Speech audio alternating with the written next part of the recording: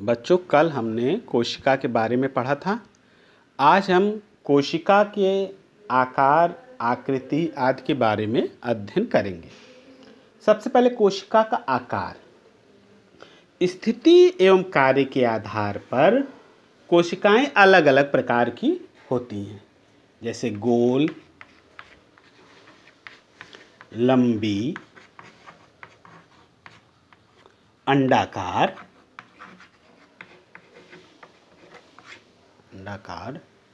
बेलनाकार,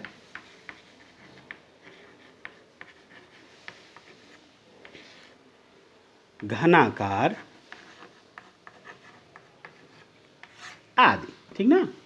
स्थिति एवं कार्य के आधार पर कोशिकाएं अलग अलग प्रकार की होती हैं, जैसे गोल, लंबी, अंडाकार, बेलनाकार, घनाकार, नालाकार, तस्तरी नुमा आदि प्रकार की होती हैं। अब इसमें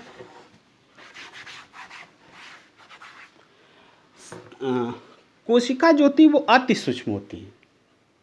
इन्हें सूक्ष्मदर्शी द्वारा ही देखा जा सकता है।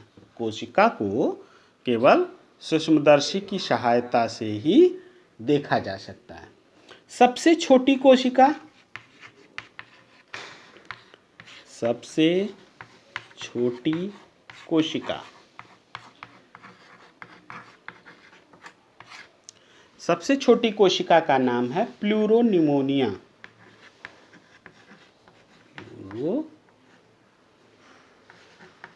न्यूमोनिया।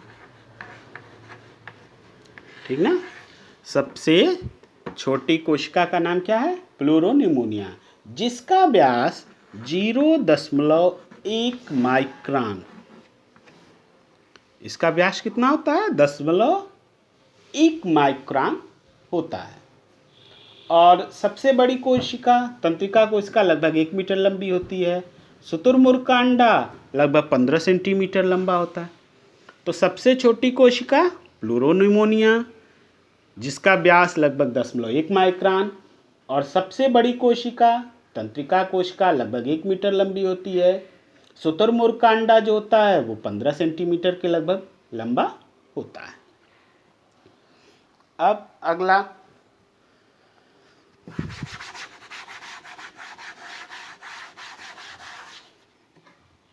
पादप कोशिका की संरचना। ठीक ना। कोशिका की संरचना में हम लोग सबसे पहले पढ़ेंगे पादप कोशिका की संरचना। पादप मतलब पौधा। पादप कोशिका की संरचना। प्रत्येक कोशिका में मुख्य रूप से 3 भाग दिखाई देते हैं। पहला होता है कोशिका भित्ति। कोशिका भित्ति।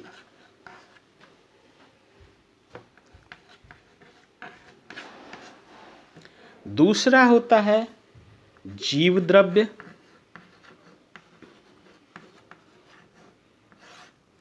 और तीसरा होता है रिक्तिका।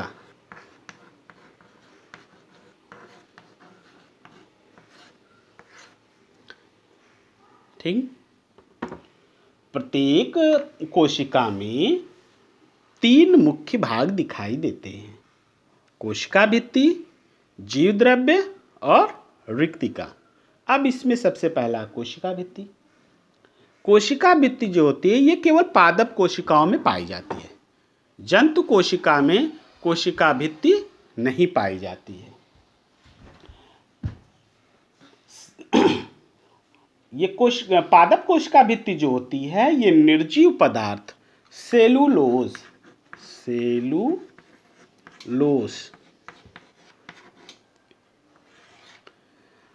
पादप कोशिका भित्ति जो होती है वो निर्जीव पदार्थ सेलुलोज की बनी होती है।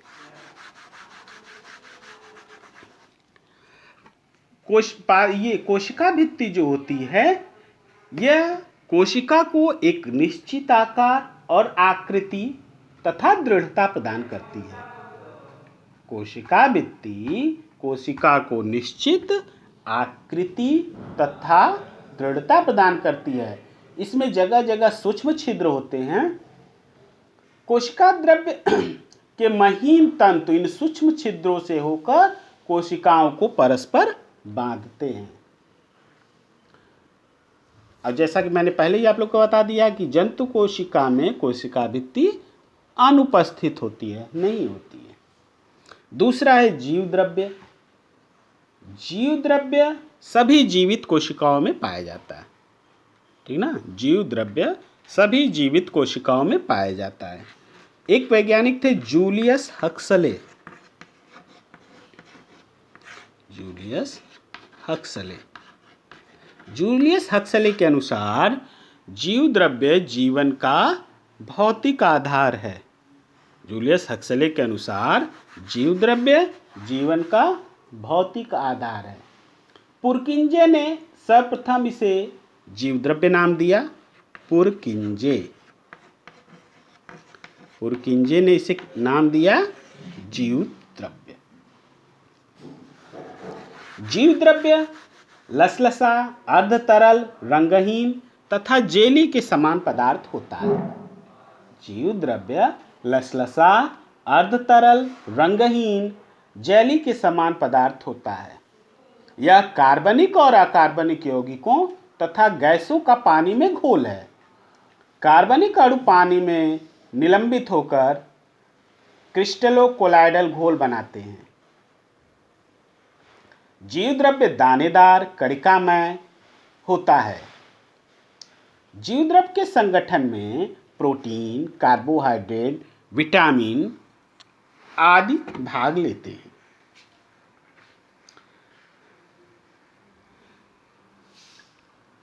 जल जीव द्रव्य का सबसे महत्वपूर्ण घटक होता है।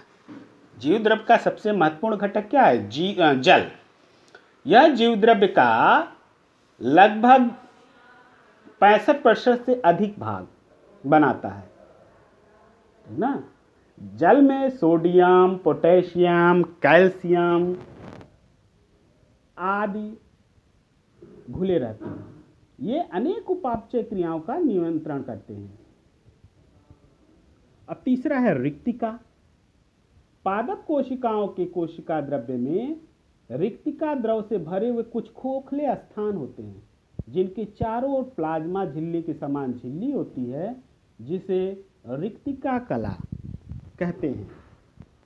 युवा पादप कोशिकाओं में अनेक छोटी छोटी धानियां होती हैं और परिपक्व कोशिकाओं में ये सभी मिलकर कोशिका के मध्य में एक बड़ी धानी बना लेती हैं। धानियों में कोशिका रस भरा रहता है। धानियों में कोशिका रस भरा रहता है। इसमें क्लोराइड, सल्फेट, फास्फेट आदि खनिज लवण होते हैं। रिक्तिका का मुख्य कार्य कोशिका को दृढ़ता प्रदान करना है।